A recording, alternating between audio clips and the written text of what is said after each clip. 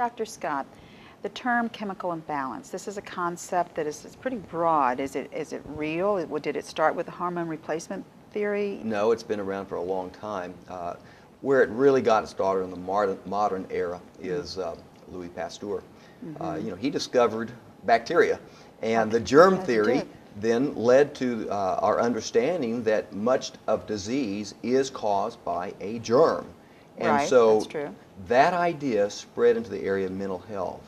And so if you go even into the 20th century, you have Dr. Joseph Cotton, for example. He was firmly convinced that it's a bacteria that's causing mental problems, insanity. And so he began removing teeth that were decayed. He would remove various body organs. And he was convinced by doing so he could cure insanity. And in fact, he published all kinds of papers saying, guess what, this is really working, and he was praised. You go back to the 1920s, he was a hero to a lot of people. He had found a way to cure mental problems by removing various kinds of infected body organs and teeth and so forth. Of course, today fully discredited, but...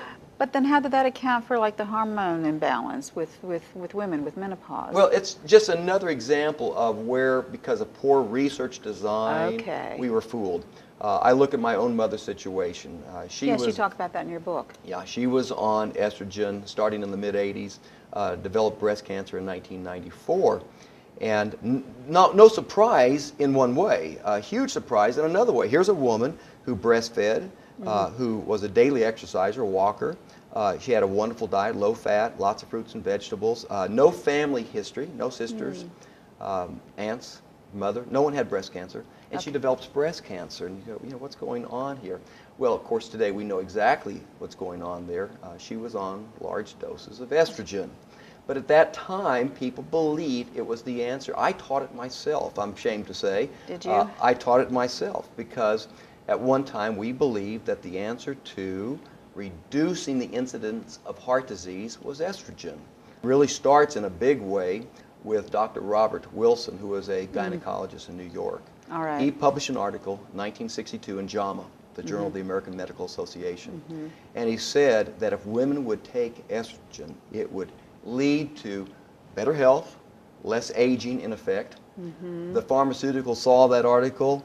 3 pharmaceutical companies jumped on it immediately. He published a book that became a bestseller. We now know Feminine Forever is the title. Yes, okay, I thought I was Feminine Forever. And basically he's arguing, once you're done childbearing, you are over the hill and you're going to age quickly. You're going to have saggy skin, your hair's going to get thin, your heart's going to get weak. You need to be on estrogen. And so he promoted it in a big way. And of course, with a title like Feminine Forever, you want not to be feminine? And so the book took off. So we're talking about the germ theory of insanity. This person, Dr. Joseph Cotton was his name. That's he was right. totally honored for this. That's right. And then we're talking about Dr. Wilson, and he wrote Feminine Forever and said estrogen, estrogen, estrogen. That's right. And we honored this. Yeah, that's right, and we did. And of course, he had the studies on his side. We have studies going back for decades, in fact, long before Dr. Wilson, saying that adding estrogen can lead to endometrial cancer. He discounted those studies. He said, I've given it to hundreds and hundreds of women. I've had no cases of cancer. He did not believe it. And then we start getting all the research. We have lots of studies that say, hey, women on estrogen have less heart disease. Women on estrogen have fewer strokes. We know it prevents osteoporosis. And pretty soon, we're convinced that every woman needs to be on estrogen. His book became the #1 bestseller at one point back in 1966. We now know that the pharmaceutical industry was buying huge numbers of those books and passing them out to physicians for free. That's why it got to be #1. And of course, it then got attention through Time magazine. And the end result was, here is a concept that is very, very harmful that was accepted by the medical community everywhere. We really believe that estrogen was a good thing. Women were given estrogen. And of course, my mother's surgeon encouraged her to take estrogen. My father said, And so she did not go on it for more than 2 decades after she was encouraged to take it. But then she got to that point in life where all her friends were taking it. They were worried about osteoporosis. My friends are on it, yes. Yeah, they're on it. And they need to realize that the dangers of estrogen, your increased risk for endometrial cancer, ovarian cancer, breast cancer, heart disease, strokes, including TIAs, asthma, twice the chance of developing Alzheimer's as a result. All kinds of problems come from this. There's no one to question that today. I mean, the studies today are good studies. The problem was when my mother got breast cancer, we had hundreds of studies saying that estrogen is a very, very good thing. 1998, an article in JAMA came out that said, guess what? No question.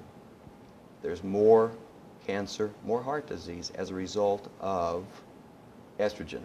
So it wasn't a chemical imbalance. No. The assumption that our bodies aren't quite right, we've got to add that estrogen, is just a faulty assumption. It's true that you have less estrogen as you get older. It's true that you have less melatonin, and you have less serotonin, you have less dopamine, you have less testosterone. I mean, these substances, these hormones and other chemicals are dropping as you age. My argument is that's apparently the way it needs to be, because as you add any of those, you can increase all kinds of problems. Testosterone, a lot of men used to take that, found it also causes cancer.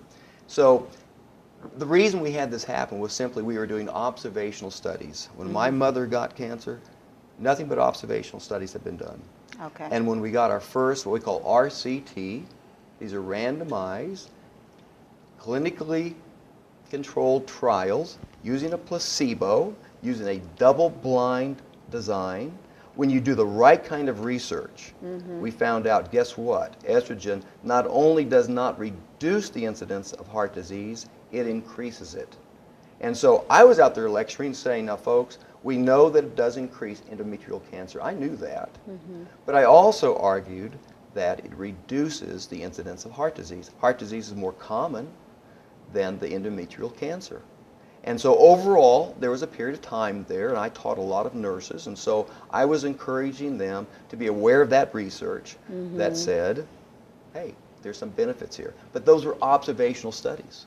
Okay. And as soon as we got our first randomized, placebo-controlled trials, we found the end results were the opposite of the observational studies. The opposite, literally the opposite. You say, well, how could that happen? And the answer is, the subjects in the observational studies taking estrogen are the women who were better educated. They were seeking out estrogen because they had been reading. They were women who had better health habits. They are women who had more money. Their whole lives are very, very different. And so overall, it looked like giving estrogen really makes sense, when in fact we were killing women. Okay.